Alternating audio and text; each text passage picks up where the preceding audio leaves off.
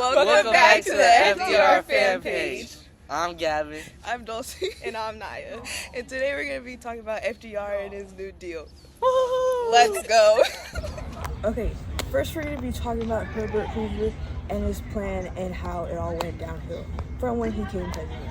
So first, he was elected in 1928. He had this plan of giving money to small businesses and the money flowing down to lower class people, but that didn't really work out and his plan failed. Also, he signed the Smoot-Hawley tariff, which decreased trade from countries, and that decreased money flowing into the economy, which also made it bad since we already had no money from the Great Depression. It's a little bushy back there, guys. Okay, anyways, back on track. We're going to talk about the new president and how Herbert Hoover wasn't the guy for the job. So the Democrats decided they were going to elect who? Franklin D. Roosevelt. Yeah, he was elected in 1932. And crazy part is, he was cousin of Teddy Roosevelt. And he was a very important guy back in the day. Also, he started the new campaign, which was the New Deal campaign. And this basically, what he did was he made a whole bunch of new organizations that prevented another crash from happening. So, which was a good thing because, we had no money. Okay, a part of the New Deal campaign was passing a whole bunch of different organizations and acts that helped the economy. An example of this was the Emergency Banking Act, and that opened up half of the banks in America again and used 90% of the country's money to help people trust banks again. Another organization that was passed was the Federal Parks Reorganization in 1933. This combined all parks and monuments in the national park system, which also included battlefields from the Civil War and a whole other national parks. This gave the president authority to pass national monuments from one organization to another. Federal Deposit Insurance Corporation was established in 1934.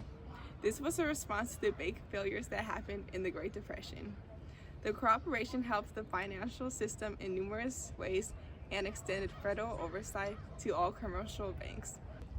Overall, the corporation helped maintain stability in the financial banks from failing again. In 1934, Franklin D. Roosevelt signed the FCU Act. This authorized federal chartered credit unions in all the U.S. states.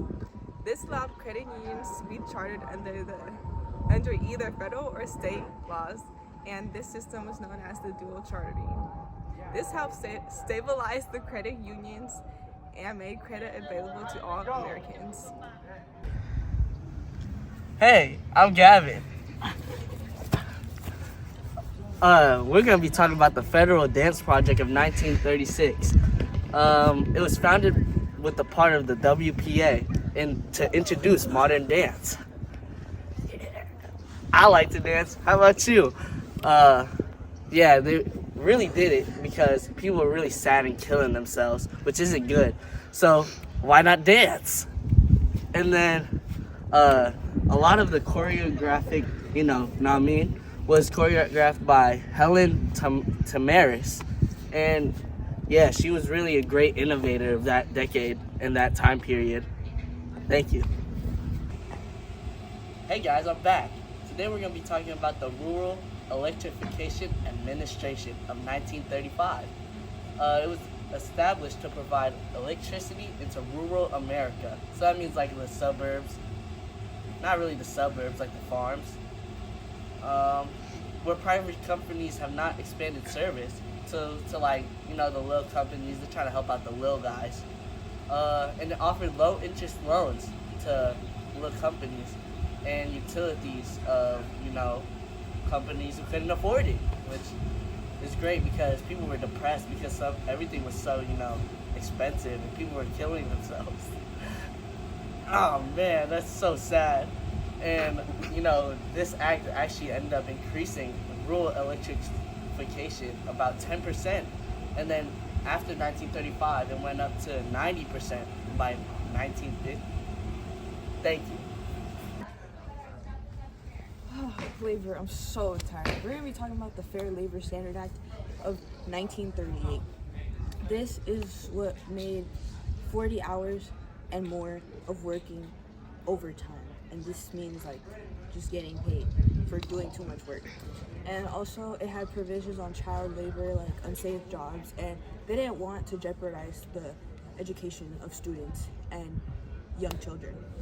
This created the right amount of minimum wage, and it also had a minimum requirement for students to be working, which is great because then there was no child labor. So, yeah. The Virgin Island Company was a New Deal program which started with the funds of $1 million. This program provided farming and loan programs.